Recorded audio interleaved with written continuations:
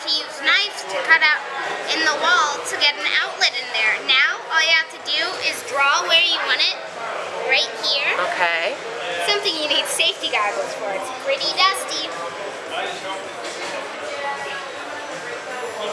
With the blade to draw where you want it. And then you put the blade on your drawing and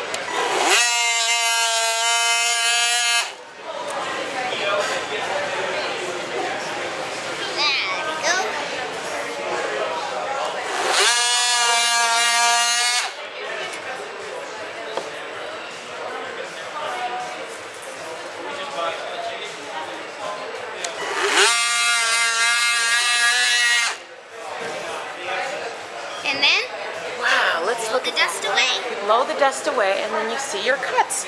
Look at those cuts. Wow, that's amazing. That's a great job, Jaedyn. Thanks.